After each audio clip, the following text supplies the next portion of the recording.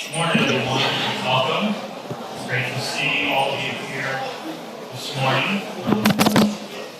My name is Charlie Reardon, and I have the pleasure and the privilege of serving as provost here at Hofstra. I want to take the opportunity to welcome each and every one of you to Day 2 of the 2025 Presidential Symposium here at Hofstra. It's become a tradition. It started, President Hofstra gave the introduction yesterday in a couple of sessions, and went through the history, which started really in 2021. As she first arrived at Hofstra, there's an opportunity for her as president to get to know about the academic excellence and interests of all of our schools and colleges. And so we've continued this as really a singular event each fall.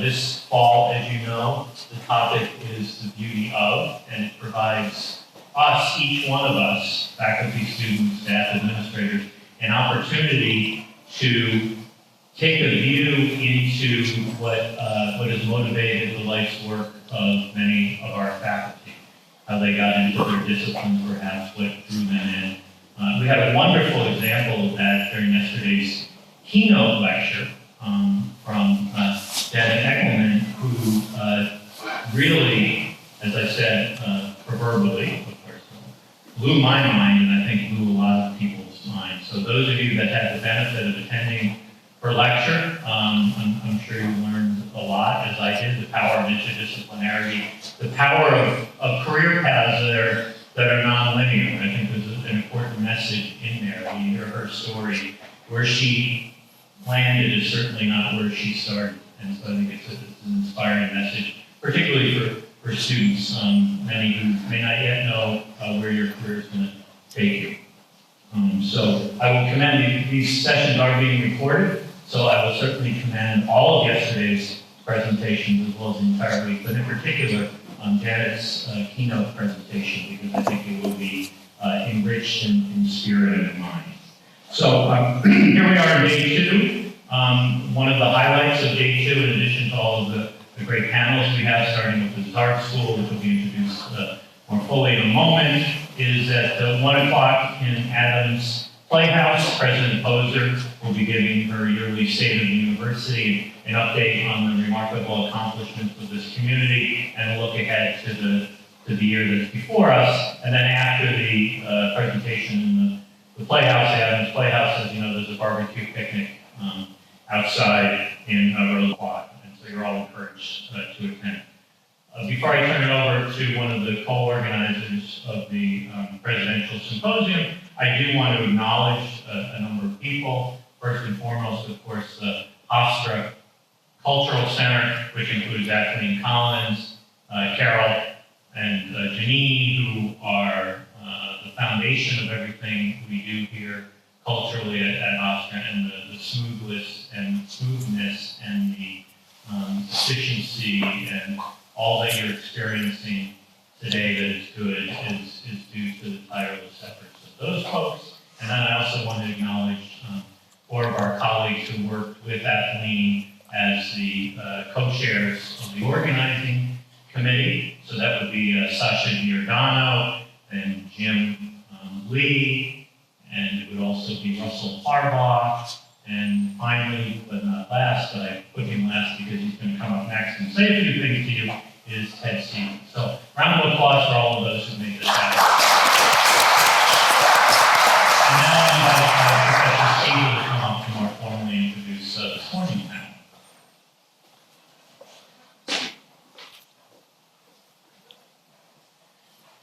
Thanks, Charlie. I'm Ted Siegel, an associate professor of engineering and one of the Symposium committee co-advisors.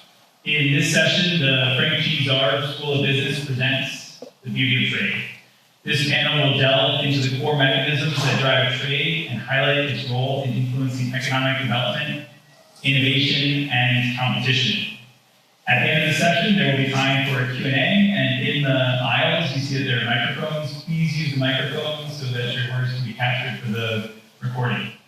The moderator for this session is Kathleen Beckerich, an associate professor in the Department of Accounting. And Dr. Beckerich, the floor now is yours.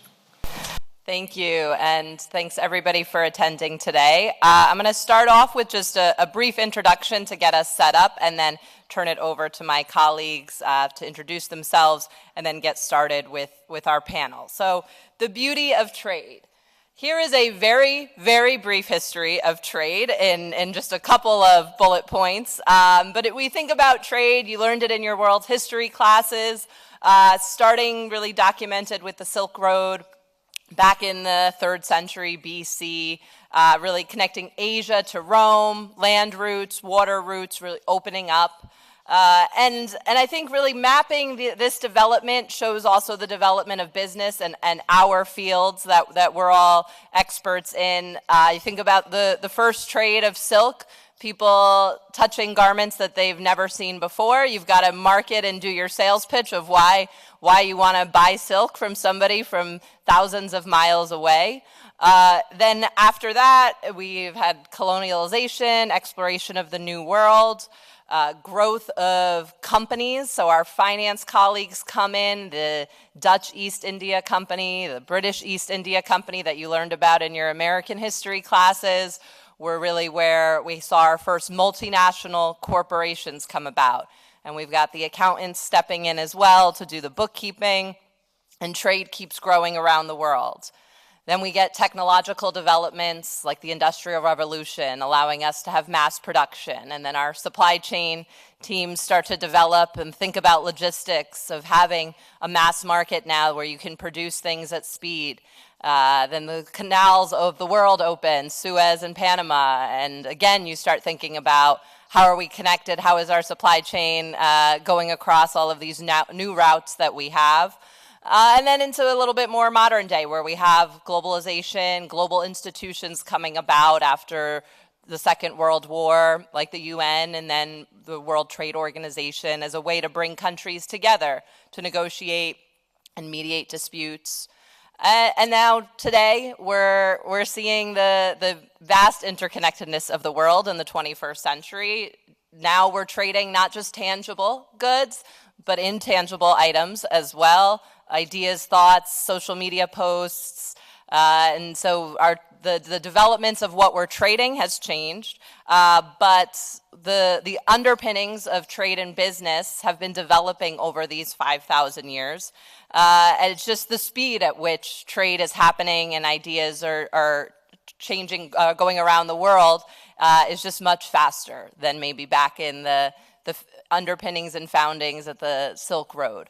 But this kind of brief timeline just gives you a sense that trade has been around and evolving and developing, and with it, the world of business has been evolving and developing as well. So why we think trade can be beautiful, can be is an important word there. Specialization unlocks value. Everyone does what they do best. Areas that can produce, particularly agricultural goods, can produce that. You can't grow avocados everywhere in the world, and you can't grow coffee everywhere in the world. So it allows specialization to happen, creates hopefully mutual gains, so people benefit, economies develop. We know that there doesn't always happen for everyone or at the same speed. And this flow of money is good, ideas, everybody is a little bit more interconnected, with kind of a hope that there's a reduction in conflict because of this interconnectedness. So these are ways that trade can be beautiful, and we'll delve into that more in this panel. But we do recognize that it might not always be beautiful or be perfect, and there's a lot of issues involved in trade. So obviously we can't mention trade without another big T word nowadays, tariffs. This is, a backlash a bit to trade and world trade. At its very high level, no economists on the panel, so we'll just keep it high level related to tariffs, but they're essentially taxes imposed on imported goods to protect domestic industries. They could encourage local production. However, it could result also in higher costs for businesses and consumers. And so trade and tariffs shape the world around us, and they also shape how businesses approach their marketing, their finance, and their supply chain strategies. And that's why we've convened this panel today to talk about how trade, the positives, the beauty of it, but also some of the downsides of it, impact businesses through these different channels. And so today, I'm happy to welcome my colleagues from the Zarb School of Business to share their thoughts and have a discussion amongst ourselves, but with you as well. So we will have some questions that I've developed for the panelists, but we want this to be interactive and encourage you to share your questions, your thoughts about what we're saying, or just in general, some questions and comments that you might have about the topic. As was stated, when we do have questions, please do come forward to the microphones so it can be recorded. So now I'd like to turn it over to the panelists to give themselves a chance to introduce themselves, talk briefly about what trade means to their field within business historically, and describe maybe 2 to 3 current challenges or issues facing business as it relates to trade and their specific fields. So we'll turn it over first to the world of finance. Oh, hello everybody. My name is Anup Rai, and I'm a professor of finance here, and I've been here quite a long time here, probably among the most senior ones here. So my specialization in research is international finance, and as you probably have guessed, international trade and international finance are pretty much interlinked or intertwined completely. Whenever you want to trade anything, you have to, exchange one goods for the other or one currency for the other. So ever since trade started, right from the days of barter, when you bartered one good to the other, exchange rate was involved, and that's briefly for history. For thousands of years, we used to just use gold and silver as our point of exchange, but later evolved into currency, in which we are here. Now, in terms of trade, the exchange rate of a currency becomes very important. So, for example, if you looked at what is happening to the US dollar, for example, the US dollar is slowly depreciating. What does that mean? It means sometime in January, you could buy a euro for $1.05, and today it's going to cost you about $1.18. So if you are a company, let's say based in Long Island, and you were importing goods from anywhere, Japan, UK, Euro, your cost has suddenly gone up. So one of the challenges facing businesses today, and probably the most important in international trade, is the exchange rate. It's like, how much can I buy of the other currency? Now, in January, if you were going to Europe, you were in a good shape because all you needed is $1.05 to buy 1 euro. It's going to be much more expensive now because you're going to pay $1.18 for a euro or $1.37 for the pound. So businesses, and we are talking about the challenges facing businesses in international trade. So as I mentioned, exchange rate is one of them. But businesses have become very sophisticated now. They have bankers advising them what to do. So they will be trying to protect themselves because the expectation is that the dollar will continue to decline in the near future. Among other uncertainties facing trade is, of course, economic uncertainty. When you're a company, let's say, based in Long Island, and you have to export goods, let's say you want to sell your goods to other countries, it, of course, depends on how the other country is performing. So, for example, today, Europe is still not so much in a recession as in a decline. So that means those people will not be ordering goods from you as much as they would. On the other hand, the US is doing pretty well. There are expectations of a recession down the road, but as of now, we are doing okay. So countries around the world have different economic growth, so companies have to be, on top of things when it comes to deciding their future plans as to how much to produce, how much to export. And the other, of course, as we teach in international finance for trade, is political uncertainty. And Kathleen has already mentioned that. We are living in a pretty turbulent state of affairs when it comes to the tariffs. As you probably know, tariffs increases the cost, but it also means that some businesses are going to suffer and some are going to benefit, and therefore, in running today's businesses, you have to be quite sophisticated, especially if you're dealing with trade. And I always like to point out to my students that trade doesn't necessarily affect only companies that export or import.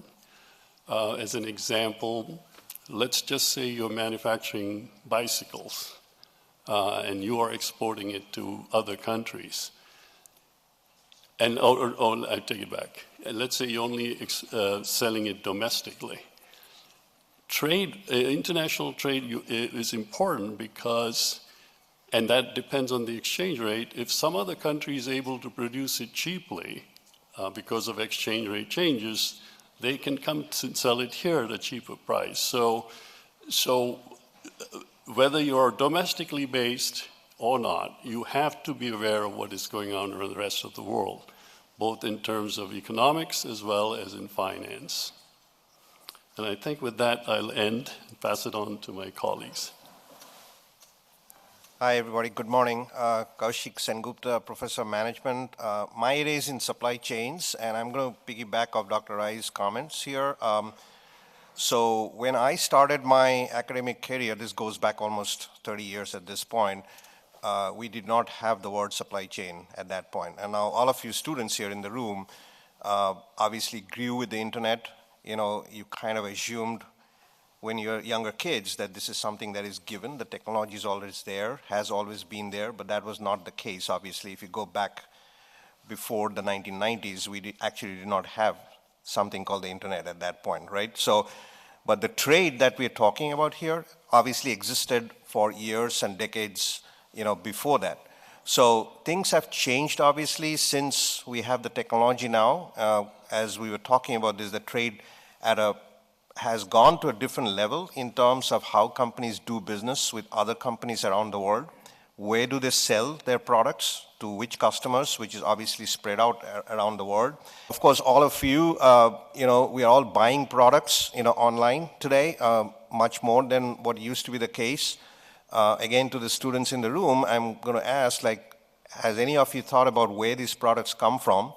And when you actually get the product at your doorstep, do you think about how did the product arrive at my doorstep when I ordered it maybe a few hours back or last evening, and I get the product this morning? So think about that aspect in terms of what it takes on the back end side for a business to operate to make that product available to you as soon as you place an order online mostly, right? So, and it's not an easy task because they don't know that you're going to place an order, until you actually do it. And they have a very limited time window in which they have to get the product to you, essentially, right? So what does that mean? That means that the product, first of all, needs to be available somewhere. It has to be available at a store, or not a store, but a warehouse or a distribution center close by, so that it can actually deliver the product to you by the next morning. And of course, if you're thinking about, of course, we all buy on Amazon, for instance, as an example, but if you think about Amazon, the number of products that they sell on the website is in the hundreds and thousands. So I don't know as a company as to what each one of you are going to buy tomorrow, right? It could be one of or many of those hundreds or thousands of things. But I still need to provide that service because I'm promising you a delivery window within a few hours, sometimes a couple of days. And if I don't hold my side of the bargain on this to deliver the product on time, then you're not going to come back to me and buy again, right? So that's the challenge here, obviously, but the point is that, we all are in the sphere here where we can buy all the products that we need. The consumer preferences have obviously expanded since the internet came into being. And the trade, obviously, given that we could all buy products, whatever we need, but the products has to be sourced from wherever the best sourcing is. You got to kind of think about this from a business perspective. How easy or difficult is it to kind of manage that, right? So now, one thing that is true, piggybacking on the tariff situation, as you can imagine, when things become a little bit uncertain with how the tariffs are going to go, whether the products are going to be shipped as they're supposed to be shipped, if the shipping channels are disrupted for various reasons, and if the products don't arrive, that creates a level of uncertainty, right? Because the products are not going to be there when they're supposed to be there. So companies do have to plan for that. So, and when you're thinking about these aspects, think about the fact that this is a dynamic environment. Things are not static. What you may have decided last month or last week could always change in the future, right? So your assumptions may be out of the window if some of those assumptions are not valid anymore. But as a business, you have to operate understanding that, I can't really operate with a totally uncertain world. But as we are saying, a lot of uncertainty has crept in. We're still doing the trade. I mean, of course, you have to buy wherever the product is best sourced from at the price that you can buy it from and sell it. But then you have to kind of deal with the uncertainty here, right? So, so we can I can end my comments here, and then we can piggyback on that later. Yep. Thank you very much. Yep. Hi, everyone. My name is Yong Zhang. I'm a professor of marketing and international business at Zarp School, and I'm happy to be here to share our views and the commentaries on the questions and issues related to trade. And trade, obviously, as we all know, and from the introduction by Katie, that it has been going on for millennia. And it has been, looks like, by the way it goes, it has been, useful to people. And of course, I mean, the beauty of trade or the value of trade can be illustrated at least, through two aspects. One is the nature of trade. The fact that it has been going on for so long, it means it has to be useful to people. Otherwise, people simply don't engage in. And of course, despite all these, geopolitics and issues, looks like it's going to go on for probably another few millennia, if not more, all right? And the second aspect I would submit that it shows the beauty and usefulness and benefits of trade is the fact that the sheer volume is astronomical. I don't know if you are aware of some of these statistics. Last year, despite the challenges and difficulties that we face in the trade area in particular, world trade has reached a record of $33 trillion. And of course, that's very big numbers. It's historical high. If you understand it in the context that the world GDP last year was $110 trillion. I mean, you're talking about 30% of everything that is manufactured on this planet being brought across boundaries. And we're talking about trade, meaning something tangible and something that is probably not tangible, but nonetheless equally valuable, being brought across borders. I mean, that's a very big proportion, isn't it, by any measure? And of course, of that $33 trillion, things tangible are 3/4 of which, that is $24.5 trillion, are things that are computer chips, grains, petroleum, coffee, and all those commodities, products, and everything. And obviously nowadays, the component of service has become a very significant portion of trade, $8.5 trillion. Now, services, what do we mean by that? Which is actually the commercial services or business services, advertising, accounting, finance, and tourism, education, and transportation, and you name it. Those are traded globally as well. So I totally agree with my colleagues that it has been really an integral part of our lives without even us probably even knowing how significant it is to our lives. I always ask my students at the beginning of a class about international business. That is, look around your life. That is, what you eat, what you drink, what you wear, what you drive, what you use. You will be amazed at how penetrating global commerce and trade, for that matter, has become, right? Without which we can't simply survive, all right? I mean, that is the extent to which, I guess, we can talk about the beauty of trade contributing to humanity's very existence, as a matter of fact, right?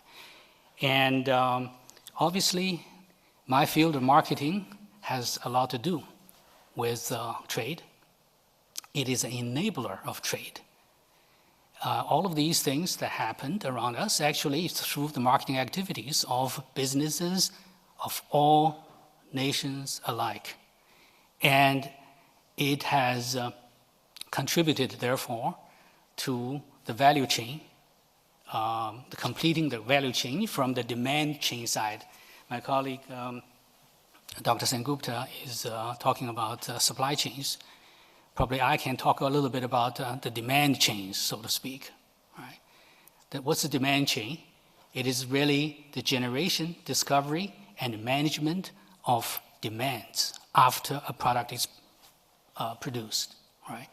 And it bridges the gap between the producer and the final consumers all over the place, all over the world.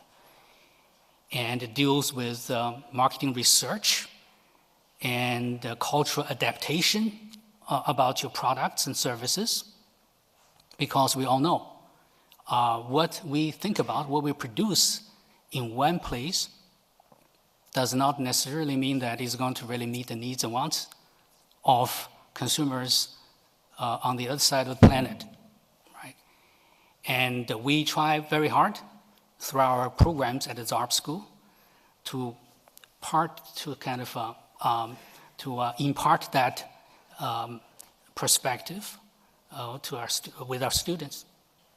And we have, for example, programs such as the Global Practicum for our graduate students to learn about cultural differences and what it means for business to complete that demand chain, right, in the value chain that is that we deal with as a profession. So those obviously are very important, and there are many other aspects of marketing which really enables world trade to occur, and for the benefit, for example, of economic development. In the end, it opens a market for businesses, and it has become a significant portion of U.S. businesses, for example. According to a recent study by Citibank, the proportion of foreign revenue for the S&P 500 companies, which are the largest companies in the United States, amounts to 41% of the revenue, right? And that obviously is probably only going up as the world becomes smaller, as markets become so essential now. And these markets enable companies to scale up in their operations, thereby reducing their costs and increase their profitability, and of course contributing to the livelihood of people all over. All right? And growth opportunity, not only it helps with economic growth, which is very fundamental and essential, obviously, it also, for example, fosters innovation. Right, by having product and services and ideas exchanged or exported or imported, for that matter, you have the capacity to generate new products, new processes, new services that will contribute to the development of humanity in a significant manner, which cannot be or cannot be overestimated in any fashion, that is. So I guess I can go on, but suffice it to say that the beauty of trade and the beauty of international or global marketing is a very significant part of business in the United States, and that's what we are working towards as professors teaching our classes and imparting those perspectives and knowledge regarding trade and regarding businesses, no matter whether it's domestic or international. Thank you.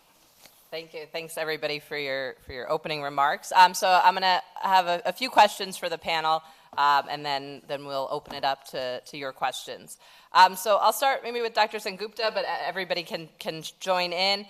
So how do companies balance cost savings from sourcing globally with the risks of geopolitical trade barriers and tensions, and sort of trade has grown as you look around the world for cheaper sourcing strategies, and how does a business kind of handle that debate that goes on? That's a very simple question to answer. If the world was stable and we don't have the uncertainties, you as a company you would always want to go and reduce your costs, right? So if you want to outsource your products, like where do you want to get these products from and parts of the products from, you always go to the lowest cost source, essentially, wherever that happens to be across the world. And that has always been the case. Like companies started with China first because that used to be the lowest, source in general, that is, for a long time.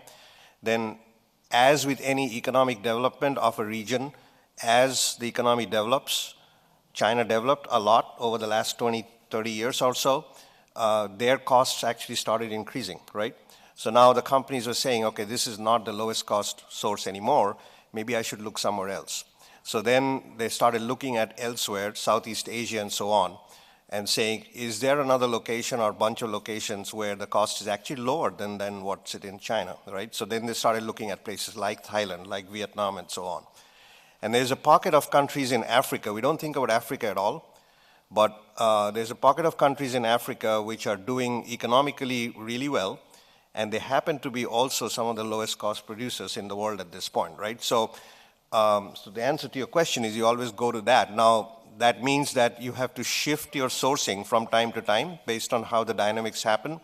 One thing that is assumed here is that if I go to a location, I go there for the sourcing cost of it, but then I should be able to distribute the product from there wherever my market is, right? And then there should not be any disruptions on that side. Like the shipping channel should be stable. There should not be any import duties, put on the imports and all that that's happening, which we know is not the case today. So that brings a different level of uncertainty, right? So one thing I would say to Dr. Zhang's point and to your question is, as students, therefore there's a lot going on outside of the US, outside of Long Island.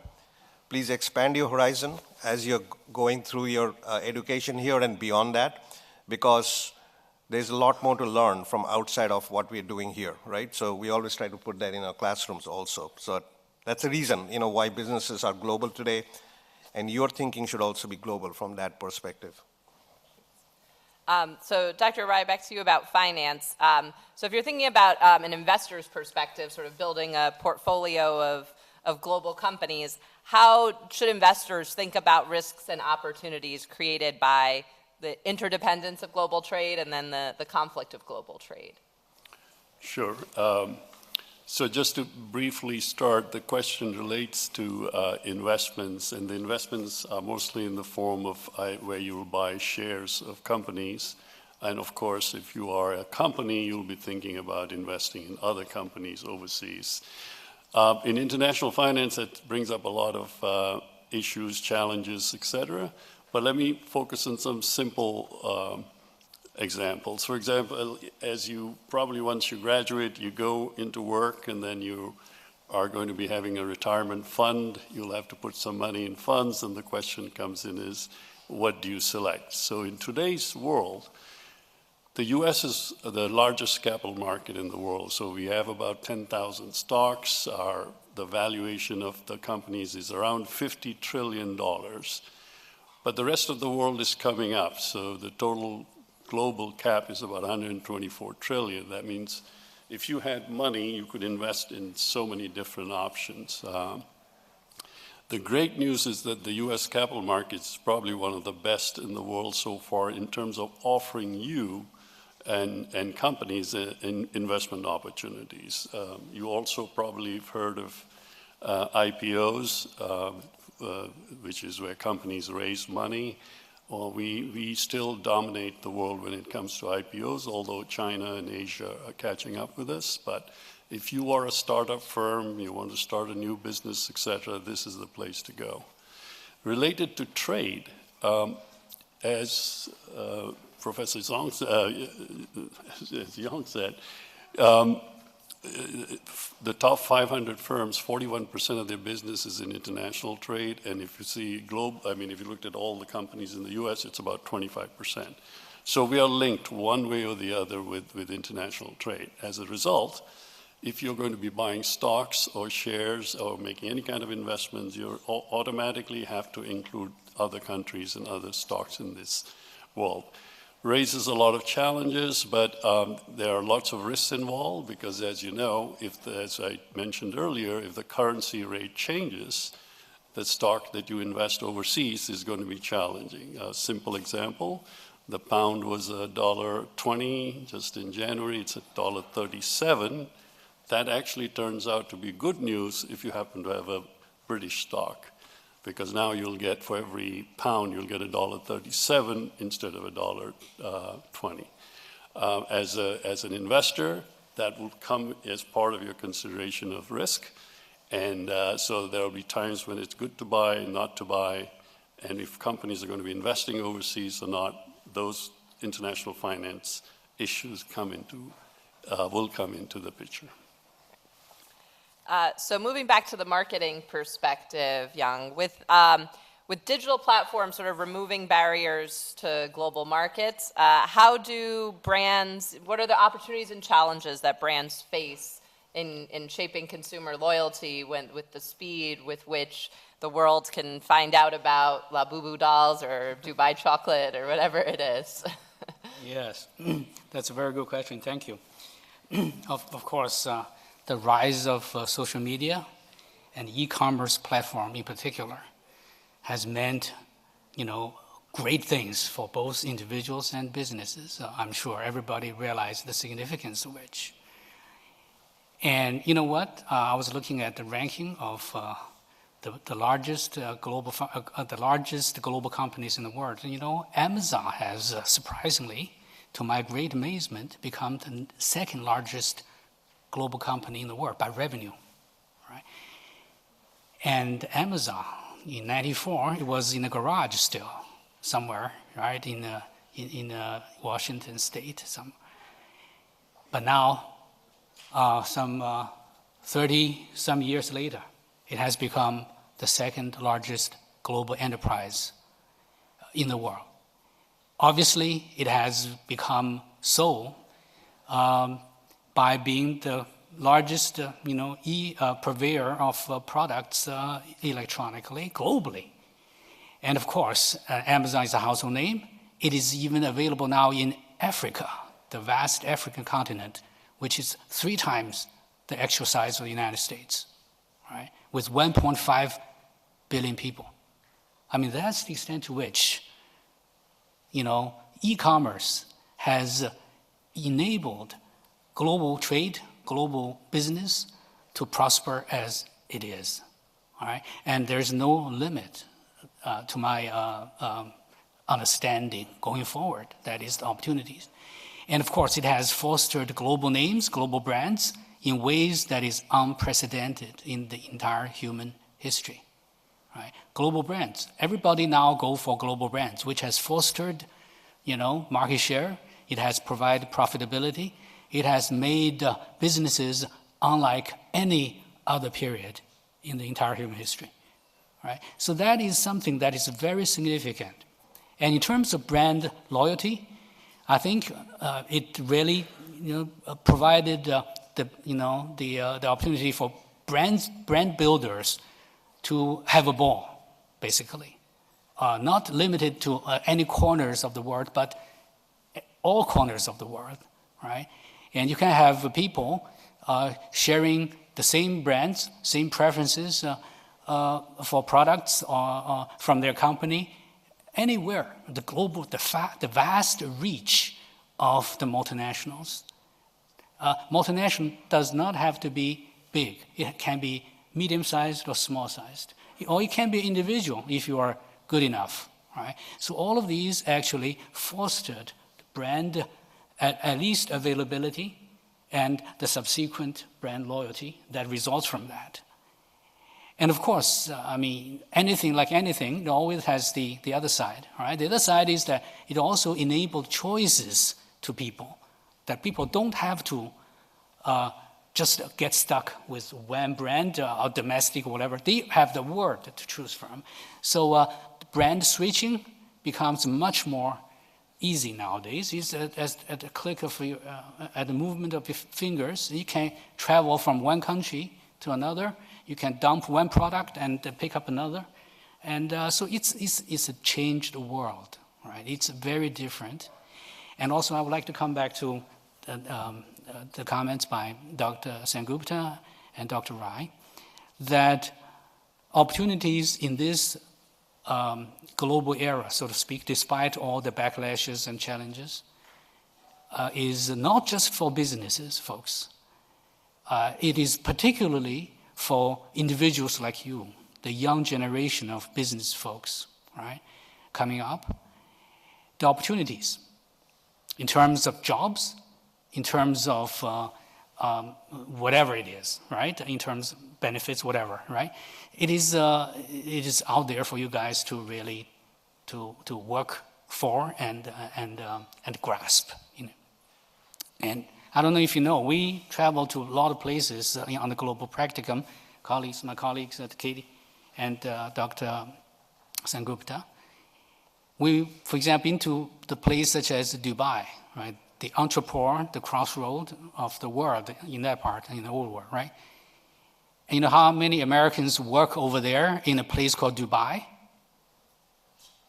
40,000, right? And 60,000 from north of the border, from Canada, right? What are they doing there? Obviously, they're doing very well. They're doing logistics, they're doing finance, they're doing, marketing, they're doing all kinds of things in all kinds of industries, serving the needs not only in the Gulf, but also spreading out, fanning out from there. So opportunities as an expatriate, expats or expatriates, expatriate managers is, I guess, very abundant, I would say. There are even more, the British citizens stationed over there, 250,000 of them, as a matter of fact. So there's a lot of room for you guys to fill in the future.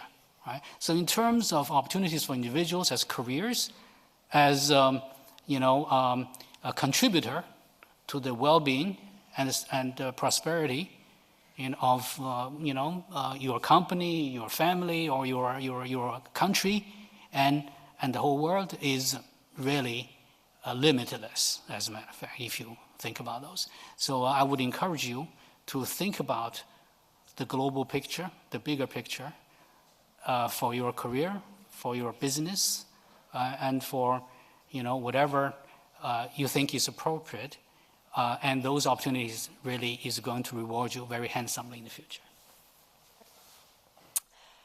So turning a little bit towards innovations and technological development, so back to supply chains, what are some innovations that are helping supply chains stay resilient and efficient to facilitate the flow of trade? How are companies adapting to issues that, we learned during COVID, right? Congestion at ports or lack of congestion at ports. So are there innovations that are being developed, not only in supply chain, but other areas of business as the speed of trade and the demand of trade keeps growing? Yeah, the main technology innovation in that area was essentially how you integrate with your suppliers and distributors better in more real-time basis. So there are technologies such as blockchain, for instance, which is actually enabling companies to basically know what their suppliers are doing in terms of the products that they're producing today that will eventually get shipped out at some point of time. And the shipping companies to figure out what is the best way to ship that out, right? So if you think about a product that is being sourced from wherever in the world, let's say East Asia, for an example, that takes a long time, for that product to come here. It takes almost 45 to 60 days on the ship through the water to come to a port in this country, right? And then it gets, from the port, it has to get transported on the ground to wherever it needs to go, either to a distribution center for a company like Amazon to distribute it to your house, or to a store, physical store like a Walmart, for instance, where you go and buy the product. So regardless of how you're getting the product, that's a long chain in terms of the lead time. So now if you're thinking, okay, I'm going to source something today that I'm going to sell probably 3 months from today, you got to have the planning kind of set up, right? So because you need to know what you're going to be selling and what the demand is going to be 3-4 months from now. So, and the technology really helps there because you get an end-to-end visibility as to what is being produced there, what's on the ship, what's coming when. And as long as the uncertainties are sort of controlled, there's always uncertainties, you have a better way of knowing what the information is. So I guess the answer to your question is it's really the information that you need to run your business efficiently. Now, which is why we had a slide on the tariffs here. That creates a level of uncertainty that was not planned for by businesses. And it also creates a level of uncertainty that companies cannot plan for going forward either. So, because as we know, things are changing a lot as we speak. Whatever was relevant last week is probably not relevant today, right? So, regarding this particular changing situation, that uncertainty does create the disruption and the havoc. And so no technology can actually, suppress that basically. But so the companies are trying to figure out how to manage this tariff situation. That's the innovation piece that they have to figure out as a company. Do I front load the shipments? Do I get it here earlier? Do I wait for a little bit of time to figure out what am I going to do if the tariffs actually go down, next month or next few months and so on? That's what you have to figure out. Now, the other portion there is because everything is now online and it's all technology based, there is a security aspect to this. We just had a case where it's still going on, by the way.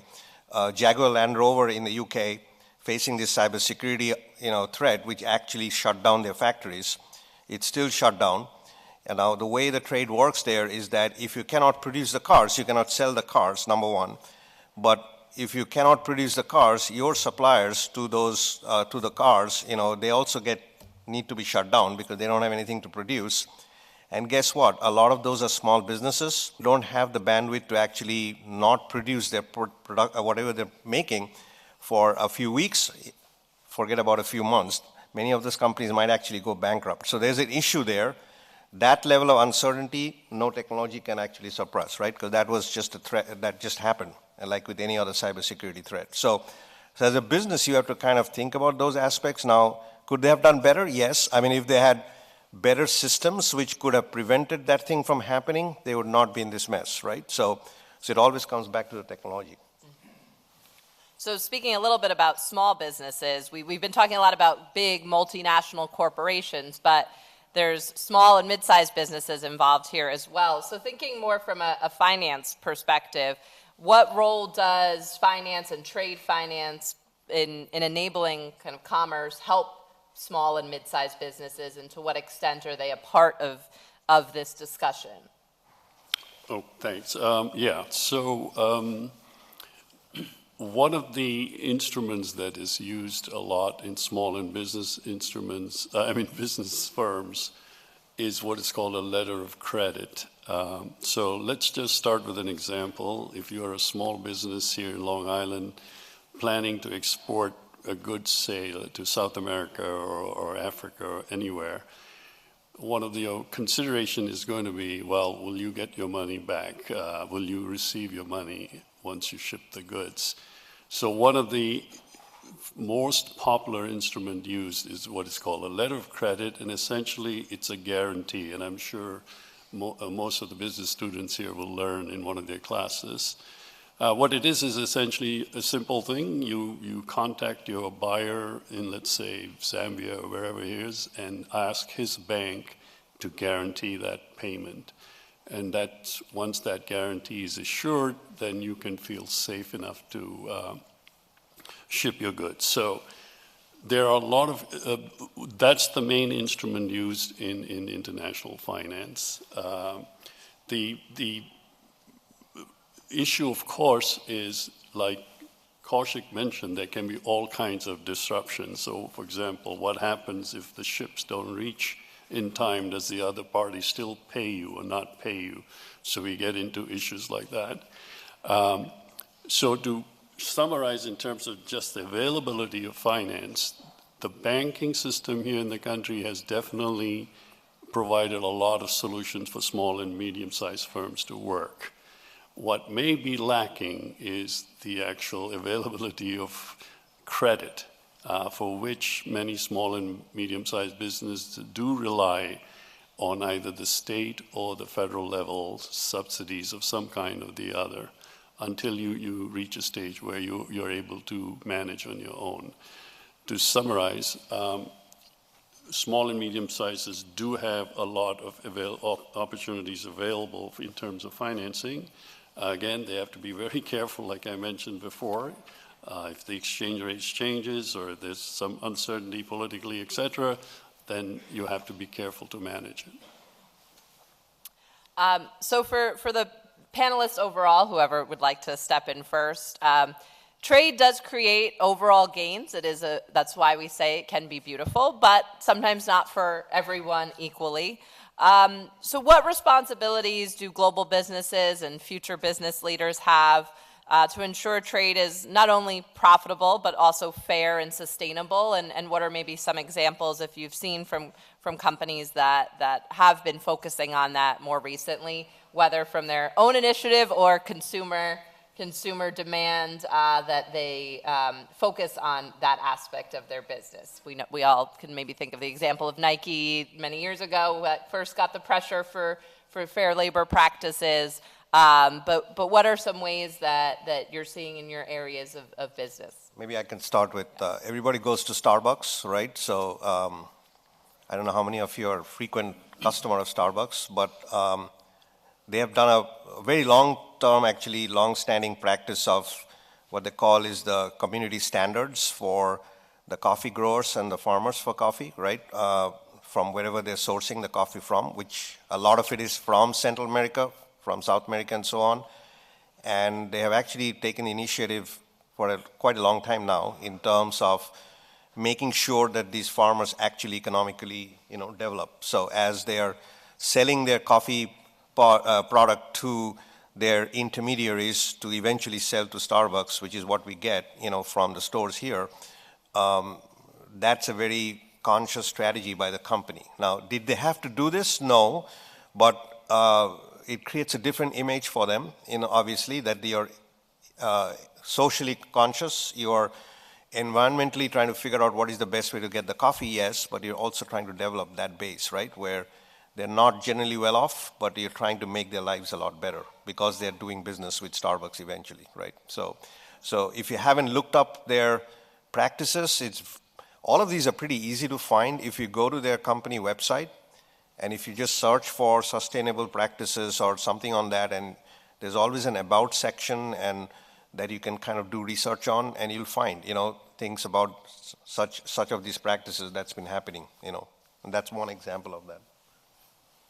Right, totally agree. Firms have a lot to do. We talk about, we accentuate the beauty of trade and the benefits and all the good things. Obviously, the preponderance of that is obvious to people, right? However, that's not to say that there are no problems. One of the reasons for the rise of populism and the geopolitics and all these and the political pressure, is due to some of these problems, right?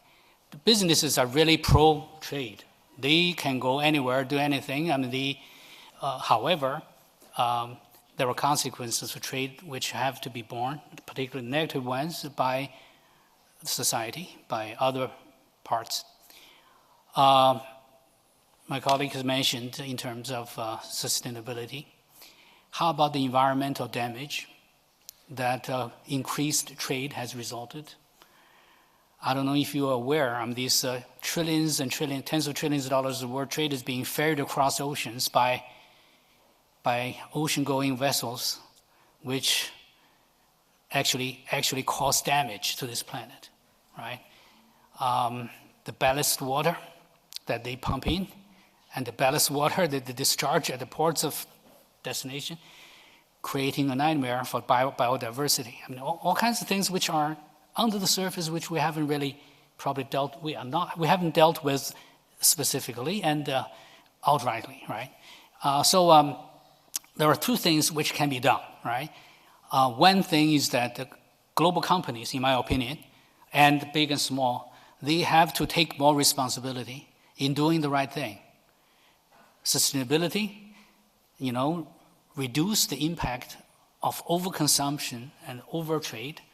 Now we talk about over-tourism, and can we also talk about overtrade at a certain point, which cause disruptions to all kinds of things, both naturally, ecologically, and culturally, and other ways. So those things, businesses are doing something about it. The avant-garde, the more proactive businesses are doing things, such as Starbucks, the likes of Heineken. They are, for example, recycling the beer bottles many times, rather than just smash them or just discard them. Businesses can do a lot of things. So you folks will be in charge of many businesses going forward. So think about the larger impact of trade. And of course, the other aspect is government policies and what government should do. There's no doubt trade has created a lot of wealth, has enriched a lot of lives, and has made life the best that we have ever seen in the entire history, as I said before. However, that gains have not been shared equitably among nations and among individuals, even within countries. So the government has a responsibility, governments of all countries have a responsibility at the same time in promoting trade, and at the same time in making sure, you don't need to hand out, right, the gains or rob the rich and to pay for the poor, give to the poor. No, not that. You need to create a policy environment in which you would encourage people to innovate, to work, to gain skills, and to contribute, to the overall well-being of the society, right? And of course, you may help them with a certain seed money or incubation, whatever it is, right, it takes. So those are really very important. I mean, we are talking about the beauty of trade, but we have to, deal with the challenges that have resulted from all these massive gains, which are not equitably shared by all members of societies. Yeah, I would like to expound on that, because that is really what has happened in the last, decade or so. We have started to think a little bit more deeply into the benefits and costs of trade. What used to be funny is in the 60s, we economists used to constantly tout on the benefits of trade. Economists from Latin America, South America was always complaining. More of the Marxist economists were saying, trade may be good for the developed countries, but for the underdeveloped countries, it was creating a lot of chaos. Jobs were being lost because we were highly mechanized. We could produce things cheaper. And they were the ones who were resisting an open trade. Now, it looks like times have changed, and it's the other way around, where the developed countries are clamoring for tariffs and all that. And so it's interesting dynamics. Part of it is, of course, fueled by our corporate leaders in this country that, they were doing the right thing. They were shipping goods all over to China, etc. But as we find out later, the benefits did not accrue neither to our population here, and plus it created disruptions in other countries. So We are in an interesting time now where we have to redefine the benefits of trade. Trade is still essential there's no question about that it benefits everyone in every country in the sense you get more materials, you're able to get goods cheaper. But I think the challenge we face now is how do we ensure that trade is, the benefits of trade are distributed not just to the corporate leaders, but that it it should come down straight to the populace. And I think if we don't address it in the next 10 years politically, we're going to be seeing some upheavals. We've already beginning to see it. So at the end of the day, as Professor Zhang said, government policies that ensures the benefits accrue to the masses is ensured, and otherwise there may be dark days ahead. And I don't want to be too pessimistic, but we need to be careful. Thank you. So I want to now turn it over to you, the audience, if you have any questions for the panel on the beauty or not beauty of trade, whatever has come to your mind.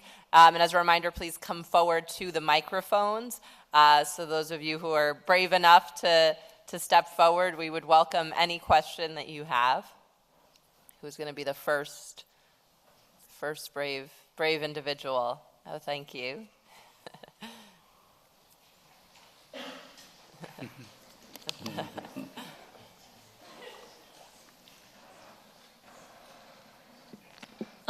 Hi, my name is Madison Chase. I don't know if you want me to introduce myself further or, okay. I'm a marketing major, I'm a freshman. And my question was, you talked a little bit about how the trade industry is a little there's a lot going on right now. And I was wondering what your opinion is on how there's a lot of false advertising out there about, from a lot of different countries, and how companies like Amazon and places like Wish or Temu, they produce very poor, and have very false advertising surrounding the quality and what products actually look like. I was wondering what your opinion is on the regulation of those types of companies, if there's anything we can do about them, or anything else that you may want to add. Thank you. We'll give it to you. Yeah, I'll take the liberty to speak first. Yeah, go ahead. I think that's a very urgent question, a very good one. Marketing, obviously, false advertising, bad practices, all kinds of things happen. Even in any country in the domestic commerce, that is, globally, that becomes even more damaging. That is, obviously, those has to be dealt with. Businesses that engage in commerce, that's a risk they have to take. Global business is much more risky from exchange rates, fluctuation standpoints, from supply chain disruption standpoint, from advertising, delivery, fulfillment standpoint. There's much more you have to worry about. So with reward comes, risks. I guess should be the other way around. I guess we're saying for the sake of the question. Now, how to deal with it, right? And obviously there are laws, legal recourses, and there are other measures you can take. Legally, there is the protection of intellectual property in the context of WTO, and even within national jurisdictions where you can take actions to obviously fight against those malpractices. And on the part of business, obviously, you can protect your intellectual property or rights or, all of these. And of course, you have to learn also to be good corporate citizens in general, providing the service that you promise, not to cheat customers. And so there are the multifaceted aspects to it. It's challenging, all right? But nonetheless, those challenges have not stopped multinational companies and marketers to take advantage. I guess probably that's not, to benefit from the global increased scale, market access, consumer response and all of that. So yes, there are a lot of things that needs to be done. That is, on the consumer side, I think we need to be also careful not to be, sucked into those bad situations. There are unscrupulous people around. There are, bad actors around, obviously, both online and even in, in regular commerce. For example, we all know, one of the three pillars that sustain global commerce or export is cargo insurance. You have to insure, right, all the, products, and it's a multi-billion-dollar business, $130-some billion business industry. So insurance, it's very important to take precautions against it in general. So, yes. So briefly, I'm glad you brought that up because I think people are beginning to realize that the quality from Temu and Shine, etc., are not as good as it's advertised. But the bigger question is the fact that the prices are very low and they are still managing to get business. Of course, you're probably aware Trump has put in he's removed the $800 limit. So I think the prices are going to go up when they add the tariffs to it. But it also reflects a little bit on the fact that, people are still buying it because, and I don't want to bring but the problem is it's cheap, and there are a lot of people who like to buy it cheap because they cannot afford the more expensive goods, right? So I guess the people who are worried about qualities are going to shy away from it, but I'll be curious to know, even with the $800, whether they'll continue to do well. And that's because people probably want to buy something even cheaper than Walmart can give them, which is a different take on the impact of trade on society and its effect on the underlying inequality in our system. So, yeah, on the quality aspect, that's I think that's what your reference was to, right? So, if you think about a company like Amazon, if you buy a product that does not end up being the product that you actually bought, because how it was advertised, in a way, Amazon does not know that until you get the product, right? So I actually happened to buy, we were doing some construction in the home and we were doing some panels. Same panels came in 2 boxes with entirely 2 different colors, right? So from the same supplier, essentially. So how does that happen? It's a supplier problem. It's a quality problem. If you tell it back to Amazon, this is what happened, they're taking action on that, right? That doesn't happen again, sort of thing. So I think as consumers, all of us need to do that actually, because a company like Amazon or Walmart, they are just the retailers. They don't control the supply from that perspective.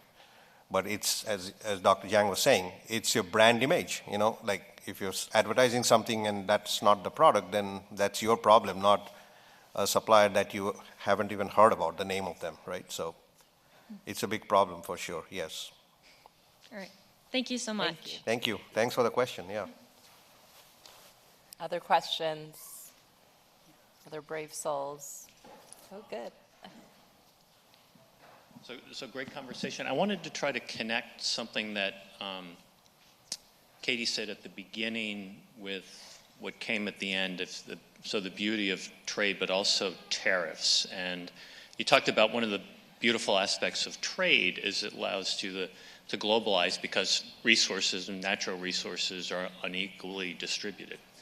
So what is your take on the recent conversations that are arguing that the need for tariffs is driven at least in part by trade deficits? And trade deficits are argued by some to be inherently bad. A great question. The trade deficit right now is running at $1 trillion a year. That means we are buying more than we are selling. And what it means is that at the end of the day, well, even though our unemployment is not that low, it does mean that we could have created more jobs over here if we didn't have to buy it. And the question is, does that benefit us or not? Trump's effort at putting these tariffs is to try and mitigate that and bring the deficits low. I agree, well, that has some plus points. We may disagree with the ways doing it and how they're implementing it.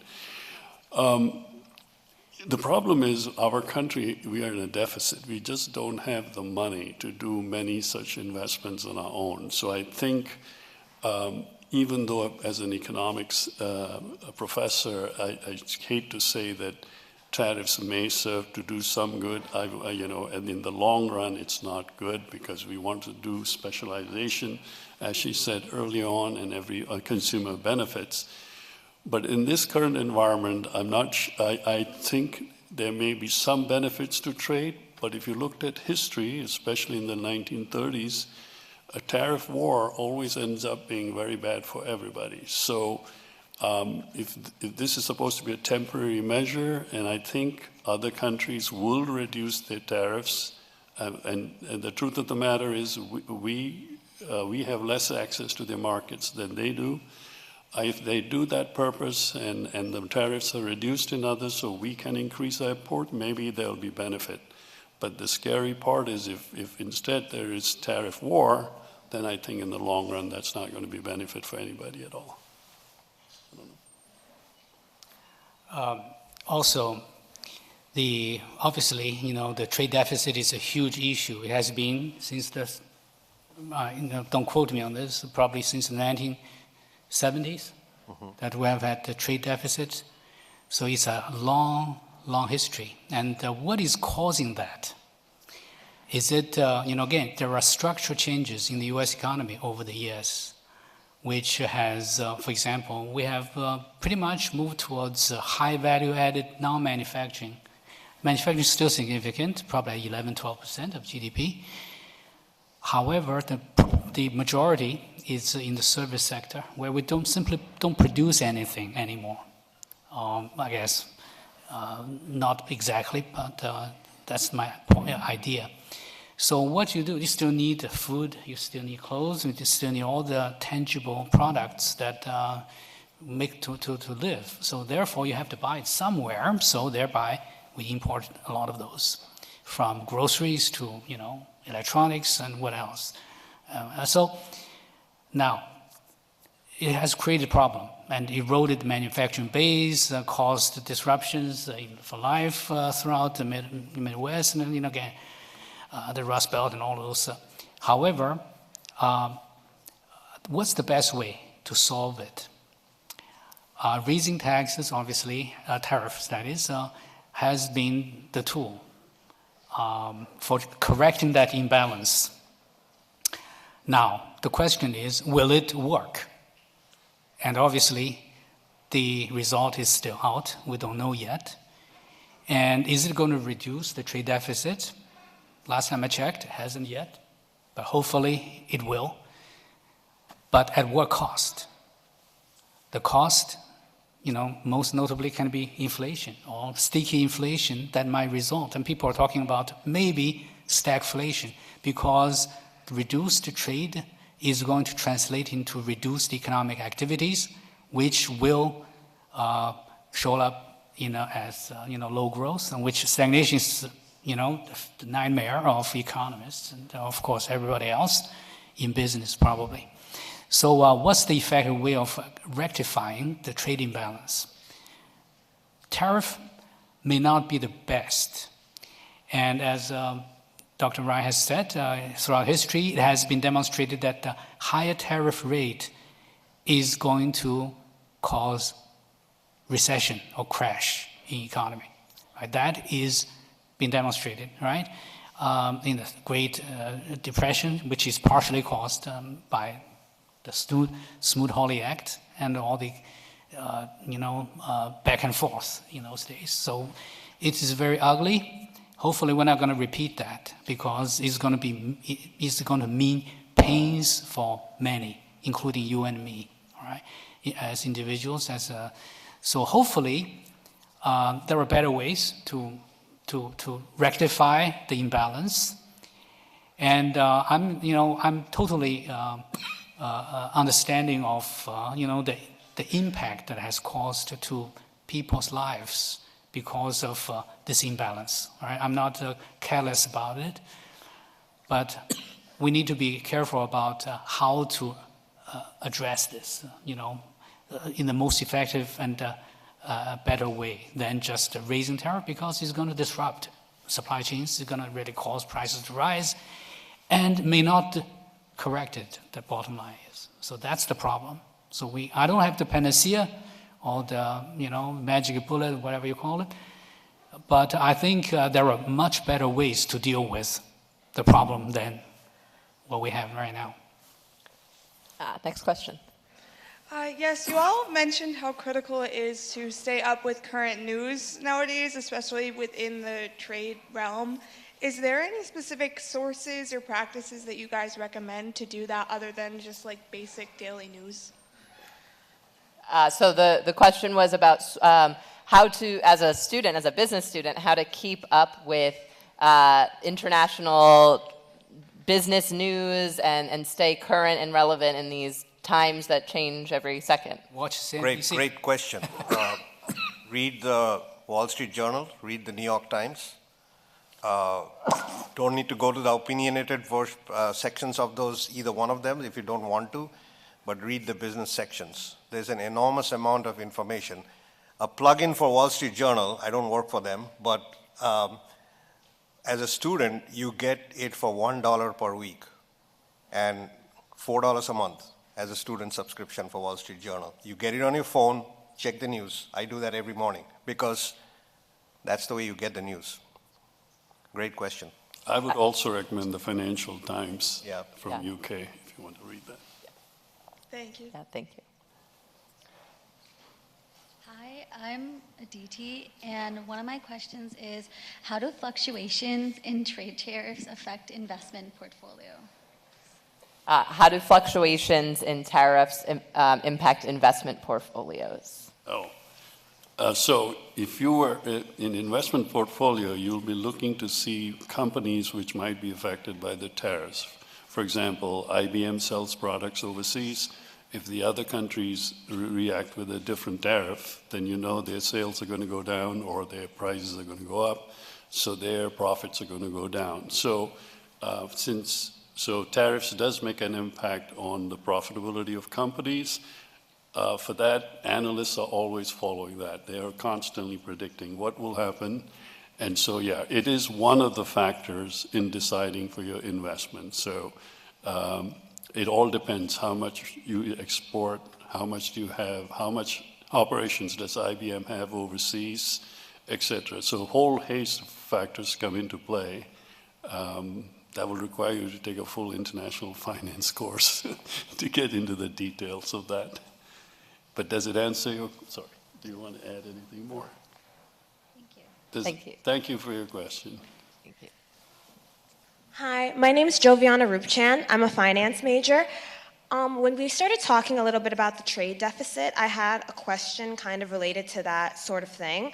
How should America, in your opinion, balance its on international trade with strengthening domestic industries? Great question. So how should America balance reliance on international trade with strengthening domestic industries? So some industries we don't like. We're not going to be manufacturing toys and dress materials here anymore. Because the economics of that has moved on essentially. So, but there are other industries where we should have better strengths, core strengths here to manufacture them. We saw that during COVID, what happened, with the computer chips, for instance. And so computer chips obviously is one kind of product at a high end. And you think about, medical supplies and gloves and so that being short supplies and masks not being there and all that. So you got to be, that's one thing that the country can do overall, which is to figure out what are these strategic and critical sectors in which we need to build our self-reliance, which for various reasons over the years and decades we have kind of lost, So that's something that is all of us should be looking at definitely. But if you say this is going to be okay, tariff of 50% or whatever on a certain country, regardless of the sector, then that's a wrong strategy to follow because every sector is not the same. That's my take on that. Yeah, that's $1 million question. Yeah. And I wish people know how to really balance that. That is to reduce the reliance or have, have access to global trade and also, have rebuild the manufacturing base. Obviously, that is a very good scenario where you have a vibrant, industrial base. But over the years, as we have all known, things have changed. That is, the low end of what is called low value added manufacturing, the clothing and all of those related, have since shifted out, right? For economic reasons. Not that those people who have moved factories overseas don't like this country, or, why? Because the economic logic is that if you make it over here, given the wages, the factor costs, it doesn't make sense anymore. So the question, therefore, is how can we rebuild manufacturing? Low value-added manufacturing is not going to return at all. Take my words for it, right? Why? Because it doesn't make any economic sense. Now the question is, what type of manufacturing is going to come back if the government is doing the right thing? It's going to be high value-added manufacturing, automation, AI-enabled manufacturing. It doesn't require as many people, but nonetheless, if you do it at scale, right, it's going to really require engineers, designers, operators, and all of that. So high-level manufacturing, fully automated, technology-based, industries of the future rather than industries of the past. I mean, that's the key. So government policies should be veered or oriented towards how those industries can be brought back, right? Rather than having people bend over to screw an iPhone together, you have robots. You want to have, encourage Apple to have robotic manufacturing facilities and apply not only to just a cell phone, but all spectrum of products where you create an environment in which you will enable businesses to be willing and able to build those high-end manufacturing. So that is going to make a lot of difference rather than, for example, putting tariffs on clothing imports, right? Because, it's not going to work, the bottom line is. Yes. I concur with most of it, so we don't have time. The only thing to mention is there's still going to be losses and gains for different countries, and that somehow has to be balanced. Thank you. Thank you so much. I think we have one final, do you have a question? One final question that we'll address. Hi, my name is Eric Young. I'm a freshman finance major, and my question is about AI and what impacts you foresee AI having on the global trade market. And you can also dive a little bit into the domestic market, consumer choices, as well as producer choices. So that was what impact AI has on the global trade market, but then also the domestic market as well for consumers. From a manufacturing perspective, as Dr. Jiang was saying, high value-added manufacturing, adding that piece back here, is highly automated, highly technology-based, AI-based. That's where the investment needs to be because, and again, going back to your point, the government needs to make that investment because that's strategic, essentially, right? So, but it's not labor-based. So if someone's talking about, can I bring the steel mills back from the 1970s and 80s to those areas back again, that's not going to happen because the economy has moved on. Now, you can't replace the people because it's more automated than what you need. But it's going to be strategic for the country from that perspective. I think that was your question, like AI and, right, part of it? Trade, yeah. Yeah, what impacts will it have? Yeah. From the finance side, the biggest improvements is in the payment system. As you know, we reached a stage where we can send money across in one day now, practically. In the old days, it took 3 days to settle, 5 days to settle, depending. So there's been improvements in that. There are a lot of startup companies that have come out with various different kinds of payment systems. And you can now send money overseas without a problem. In the past, you couldn't. There's sometimes. So I see the biggest improvements over there, and that should facilitate trade improve significantly in that respect, make it easier, everything from documentation to actual payments. And to piggyback on that, like to be able to know better as to where your products needs to be sourced from, again, from the supply chain perspective, and where it is exactly in that chain, you can't, AI is going to definitely help on that aspect for sure, because you're basically using AI now to supplant what used to be years back a manual system, and you can't compare the two because there's no comparison. Yes, AI is going to impact trade, business, and our lives in ways that is obviously unseen before. Not only in the manufacturing process, that is, we talked about, in the supply chain, for example. I'm sure you heard about automated ports, which doesn't require people to run. Probably before long, we're going to see automated steamships, or no steams, or ships that ferry products across the oceans. Now we have, driverless cars. It's easier to have ships traversing the ocean without a driver, right? So that is going to profoundly impact global trade. It's going to make it more efficient. There will be more products and lower costs, and hopefully it's going to benefit whoever takes advantage of those technologies. Yeah. All right, well, I know we reached the moment, the end of the panel. Thank you, everybody, for your questions, and thanks to panelists.